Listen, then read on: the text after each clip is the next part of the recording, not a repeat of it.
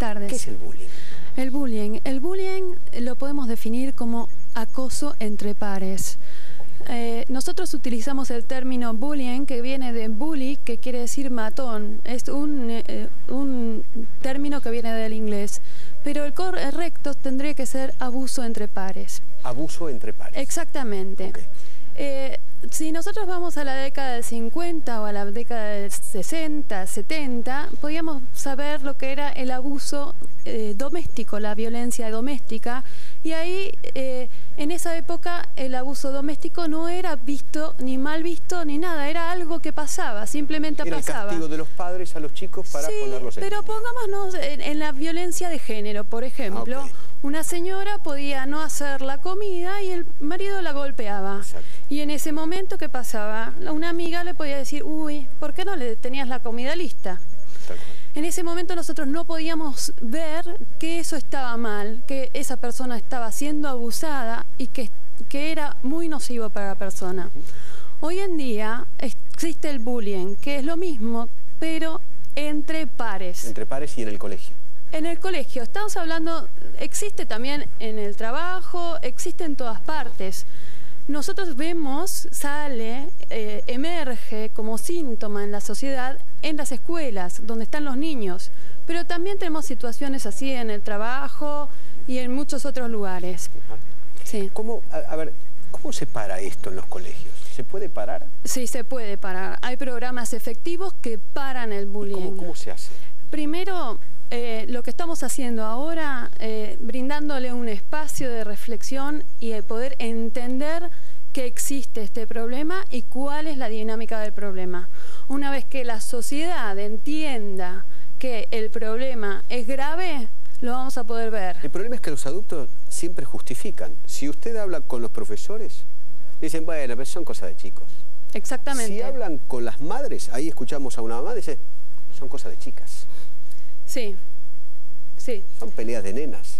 Pero porque no lo sabemos ver. Así como antes no sabíamos ver lo que era el abuso doméstico, la violencia hacia la mujer, y después no pudimos ver lo que era la violencia en la oficina, y de repente a una mujer se le decía que el jefe la podía intimidar porque llevaba un escote profundo, y no era así. El jefe no la tenía que mirar ni intimidar por el escote, independientemente de lo que ella se pusiera.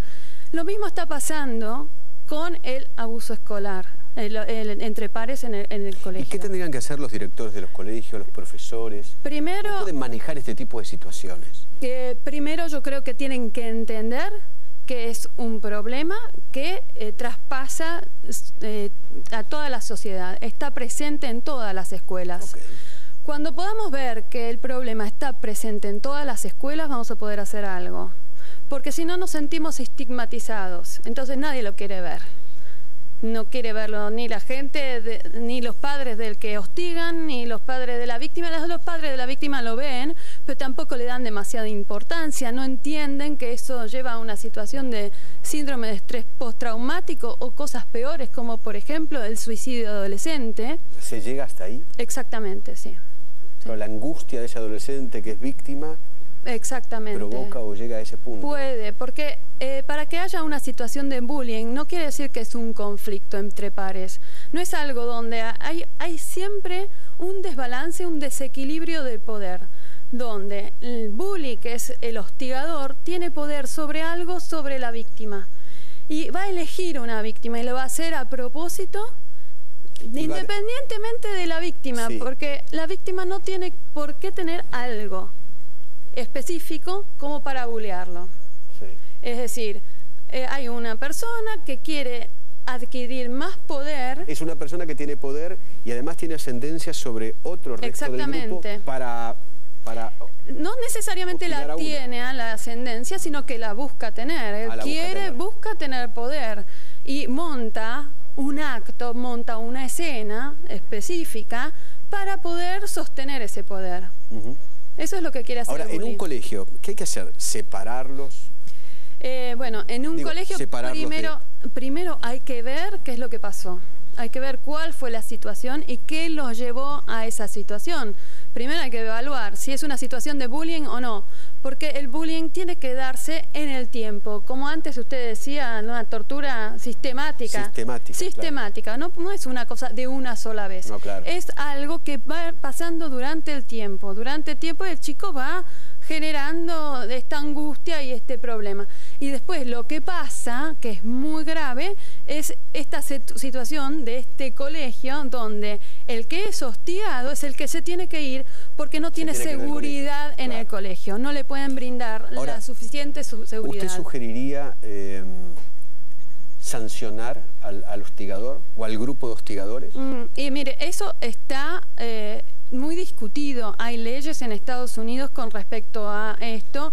En Massachusetts hay leyes sobre tolerancia cero, donde no se acepta nada de bullying, y eso también es un poco contraproducente. Yo creo que la situación se tiene que estudiar y ver qué se va a hacer para que... Porque si no se llega a esta situación que usted me planteaba, el que se tiene que ir del colegio, el que se autoexpulsa del colegio es la víctima. Claro, y eso trae más traumas sobre la víctima.